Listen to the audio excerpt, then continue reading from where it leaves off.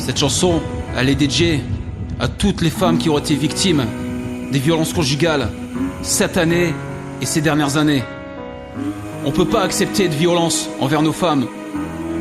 Ça doit s'arrêter. Elles ne méritent pas de souffrir, elles ne méritent pas de pleurer, elles ne méritent pas de mourir. À Tchank, ce mardi 6 mai 2025, les voix féminines se sont élevées pour la paix. C'est dans la salle de réunion de la délégation départementale des affaires sociales de la Ménois. Hope Foundation a donné le ton avec un dialogue communautaire engagé. Le dialogue s'est voulu participatif et inclusif, mobilisant leaders communautaires, autorités locales et associations féminines. Quelques participants.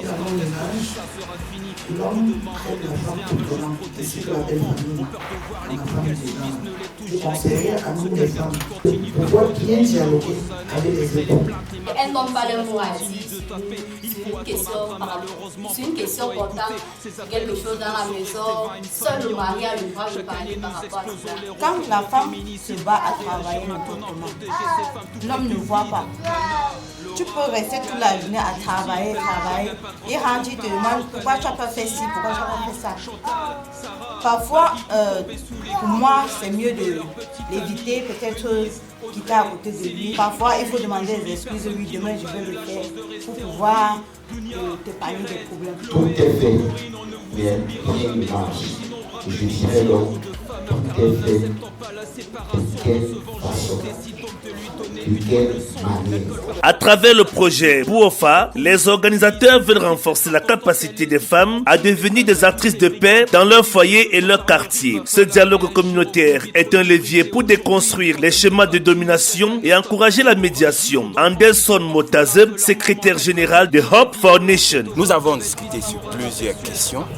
C'était un échange très participatif et instructif pour nous, les leaders communautaires, tout comme pour les autorités locales. Nous avons dénombré tous les défis rencontrés par les femmes dans leur ménage, dans la résolution des conflits.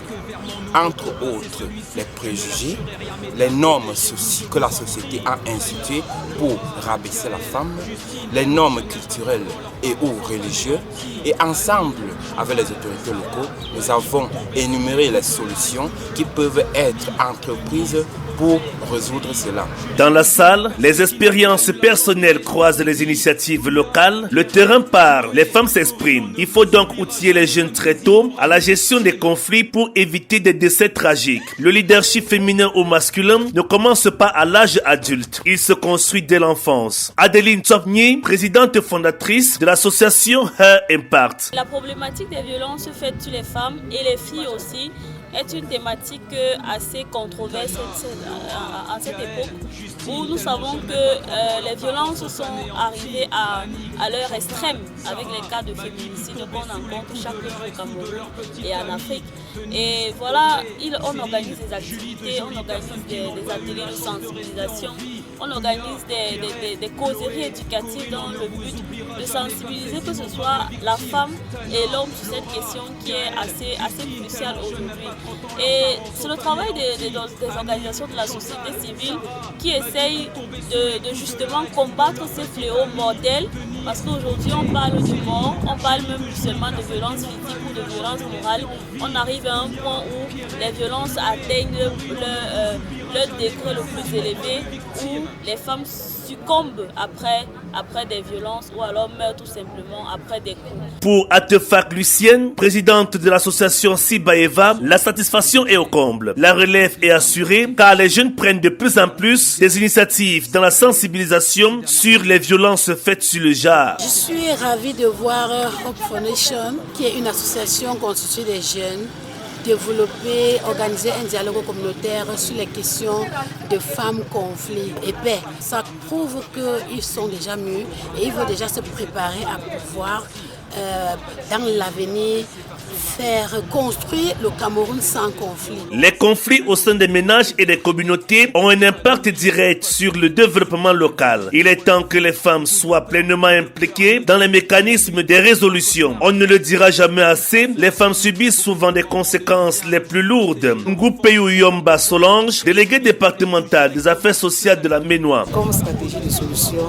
ce que nous demandons à la jeunesse, à nos jeunes, de travailler beaucoup en synergie avec d'abord les parents, parce que les parents, on parle de la parenté responsable. Les parents jouent un rôle très important pour l'éducation d'un enfant, d'un jeune. Ensuite aussi, l'éducation au niveau de l'école.